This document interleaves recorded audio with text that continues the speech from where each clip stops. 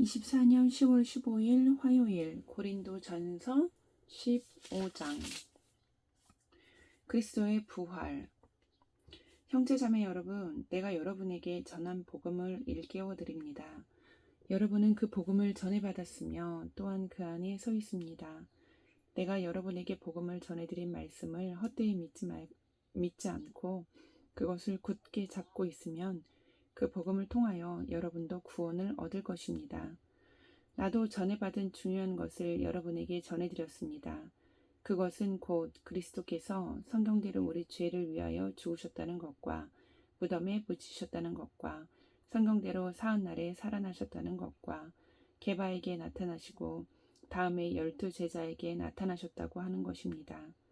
그 후에 그리스도께서는 한 번에 500명이 넘는 형제 자매들에게 나타나셨는데 그 가운데 더러는 세상을 떠났지만 대다수는 지금도 살아 있습니다. 다음에 야고보에게 나타나시고 그 다음에 모든 사도들에게 나타나셨습니다. 그런데 맨 나중에 다리 찾지 못하여 난 자와 같은 나에게도 나타나셨습니다. 나는 사도들 가운데서 가장 작은 사도입니다. 나는 사도라고 불릴 만한 자격도 없습니다. 그것은 내가 하나님의 교회를 박해했기 때문입니다. 그러나 나는 하나님의 은혜로 오늘의 내가 되었습니다. 나에게 베풀어 주신 하나님의 은혜는 헛되지 않았습니다. 나는 사도들 가운데 어느 누구보다도 더 열심히 일하였습니다. 그러나 이렇게 한 것은 내가 아니라 나와 함께 하신 하나님의 은혜입니다.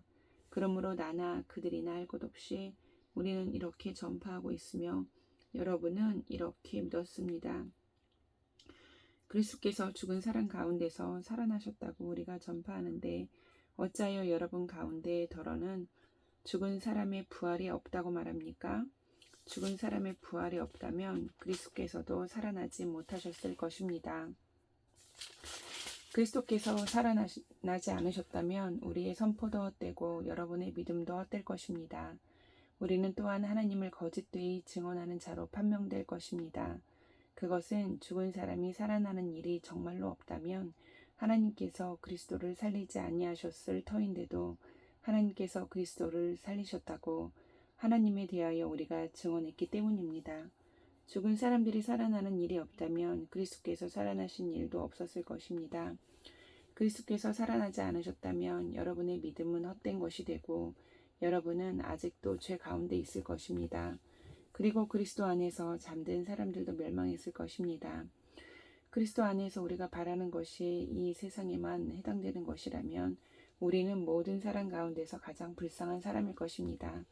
그러나 이제 그리스도께서는 죽은 사람들 가운데서 살아나셔서 잠든 사람들의 첫 열매가 되셨습니다.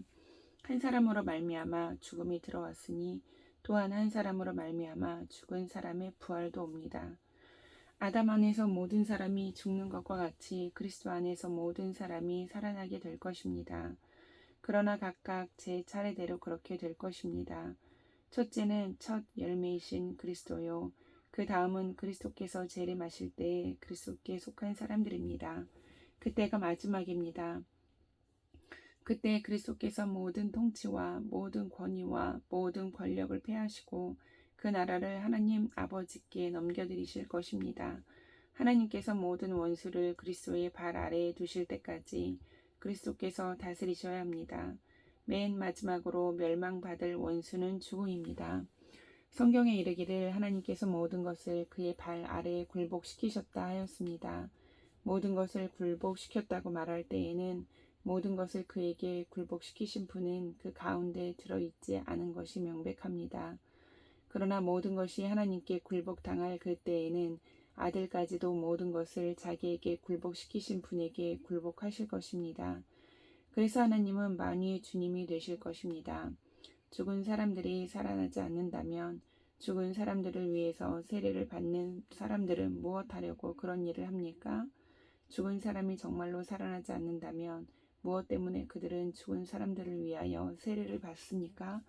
그리고 또 우리는 무엇 때문에 시시각각으로 위험을 무릅쓰고 있습니까? 형제자매 여러분, 나는 감히 단언합니다. 나는 날마다 죽습니다. 이것은 우리 주 예수 그리스도께서 여러분에게 하신 그 일로 내가 여러분을 자랑스럽게 여기는 것만큼이나 확실한 것입니다. 내가 에베소에서 맹수와 싸웠다고 하더라도 인간적인 동기에 사는 것이라면 그것이 나에게 무슨 유익이 되겠습니까? 만일 죽은 사람이 살아나지 못한다면 내일이면 죽을 터이니 먹고 마시자 할 것입니다. 속지 마십시오. 나쁜 동무가 좋은 습성을 망칩니다. 똑바로 정신을 차리고 죄를 짓지 마십시오. 여러분을 부끄럽게 하려고 내가 이 말을 합니다만 여러분 가운데서 더러는 하나님을 아는 지식이 없습니다. 그러나 죽은 사람이 어떻게 살아나며 그들은 어떤 몸으로 옵니까? 하고 묻는 사람이 있을 것입니다. 어리석은 사람이여, 그대가 뿌리는 씨는 죽지 않고서는 살아나지 못합니다. 그리고 그대가 뿌리는 것은 장차 생겨날 몸 그 자체가 아닙니다. 밀이든지 그 밖에 어떤 곡식이든지 다만 씨앗을 뿌리는 것입니다. 그러나 하나님께서는 원하시는 대로 그 씨앗에 몸을 주시고 그 하나하나의 씨앗에 각기 고유한 몸을 주십니다. 모든 살이 똑같은 살은 아닙니다. 사람의 살도 있고 짐승의 살도 있고 새의 살도 있고 물고기의 살도 있습니다. 하늘에 속한 몸도 있고 땅에 속한 몸도 있습니다. 하늘에 속한 몸들의 영광과 땅에 속한 몸들의 영광이 저마다 다릅니다. 해의 영광이 다르고 달의 영광이 다르고 별들의 영광이 다릅니다. 별마다 영광이 다릅니다. 죽은 사람들의 부활도 이와 같습니다. 썩을 것으로 심는데 썩지 않을 것으로 살아납니다. 썩을 것으로 심는데 썩지 않을 것으로 살아납니다. 비천한 것으로 심는데 영광스러운 것으로 살아납니다. 약한 것으로 심는데 강한 것으로 살아납니다. 자연적인 몸으로 심는데 신령한 몸으로 살아납니다. 자연적인 몸이 있으면 신령한 몸도 있습니다. 성경의 첫사람 아담은 산 영이 되었다고 기록한 바와 같이 마지막 아담은 생명을 주시는 영이 되셨습니다. 그러나 신령한 것이 먼저가 아닙니다. 자연적인 것이 먼저요. 그 다음이 신령한 것입니다. 첫사람은 땅에서 났으므로 흙으로 되어 있지만 둘째 사람은 하늘에서 났습니다. 흙으로 빚은 그 사람과 같이 흙으로 되어 있는 사람들이 그러하고 하늘에 속한 그분과 같이 하늘에 속한 사람들이 그러합니다. 흙으로 빚은 그 사람의 형상을 우리가 입은 것과 같이 우리는 또한 하늘에 속한 그분의 형상을 입을 것입니다. 형제자매 여러분, 내가 말하려는 것은 이것입니다. 살과 피는 하나님 나라를 유산으로 받을 수 없고 썩을 것은 썩지 않을 것을 유산으로 받지 못합니다. 보십시오. 내가 여러분에게 비밀을 하나 말씀드리겠습니다. 우리가 다 잠들 것이 아니라 다 변화할 것인데 마지막 나팔이 울릴 때에 눈 깜짝할 사이에 홀연히 그렇게 될 것입니다. 나팔 소리가 나면 죽은 사람은 썩어 없어지지 않을 몸으로 살아나고 우리는 변화할 것입니다. 썩을 몸이 썩지 않을 것을 입어야 하고 죽을 몸이 죽지 않을 것을 입어야 합니다. 썩을 이 몸이 썩지 않을 것을 입고 죽을 이 몸이 죽지 않을 것을 입을 그때에 이렇게 기록한 성경 말씀이 이루어질 것입니다. 죽음을 삼키고서 승리를 얻었다. 죽음아 너의 승리가 어디에 있느냐? 죽음아 너의 독침이 어디에 있느냐? 죽음의 독침은 죄요 죄의 권세는 율법입니다. 그러나 우리 주 예수 그리스도를 통하여 우리에게 승리를 주시는 하나님께 우리는 감사를 드립니다. 그러므로 나의 사랑하는 형제자매 여러분, 굳게 서서 흔들리지 말고 주님의 일을 더욱 많이 하십시오. 여러분이 아는 대로 여러분의 수고가 주님 안에서 헛되지 않습니다. 16장 성도들을 돕는 헌금.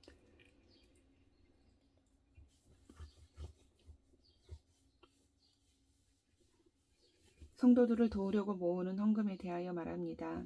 내가 갈라디아 여러 교회에 지시한 것과 같이 여러분도 그대로 하십시오.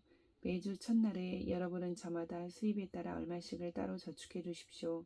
그래서 내가 갈 때 그제야 헌금하는 일이 없어야 할 것입니다.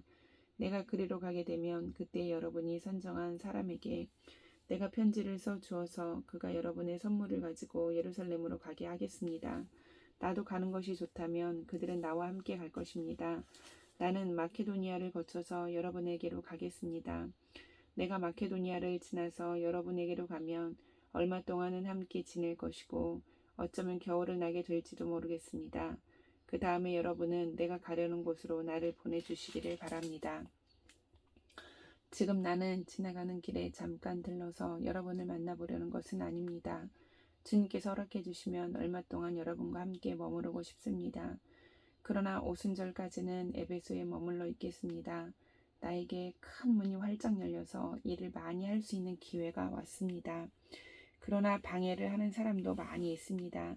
디모데가 그리로 가거든 아무 두려움 없이 여러분과 함께 지낼 수 있도록 보살펴 주십시오. 그도 나와 마찬가지로 주님의 일을 하는 사람입니다. 그러므로 아무도 그를 업신여겨서는 안 됩니다. 그리고 그가 내게로 돌아올 때 그를 평안한 마음을 지니게 해서 보내주십시오. 나는 형제들과 함께 그를 기다리고 있습니다. 형제 아볼로에 대하여 말하겠습니다. 내가 그에게 다른 형제들과 함께 여러분에게 가라고 여러 번 권하였지만 그는 지금 갈 마음이 전혀 없습니다. 그러나 적절한 때가 오면 갈 것입니다. 깨어 있으십시오. 믿음에 굳게 서 있으십시오. 용감하십시오. 힘을 내십시오. 모든 일을 사랑으로 하십시오. 형제자매 여러분, 나는 여러분에게 권합니다. 여러분이 아는 바와 같이 스데바나의 가정은 아가야에서 맺은 첫 열매요. 성도들을 섬기는 일에 몸을 바친 가정입니다.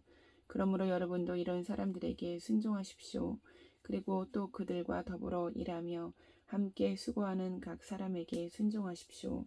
나는 스데바나와 부두나도와 아가이고가 온 것을 기뻐합니다. 그것은 여러분을 만나지 못해서 생긴 아쉬움을 이 사람들이 채워주었기 때문입니다. 이 사람들은 나의 마음과 여러분의 마음에 생기를 불어넣어 주었습니다. 여러분은 이런 사람들을 알아주어야 합니다. 아시아에 있는 교회들이 여러분에게 무난합니다. 아굴라와 브리스가와 그 집에 모이는 교회가 다 함께 주님 안에서 진심으로 무난합니다. 모든 형제 자매들이 여러분에게 무난합니다. 거룩한 입맞춤으로 서로 인사하십시오. 나 바울은 친필로 인사의 말을 씁니다. 누구든지 주님을 사랑하지 않는 사람은 저주를 받으라. 마라나타, 우리 주님 오십시오.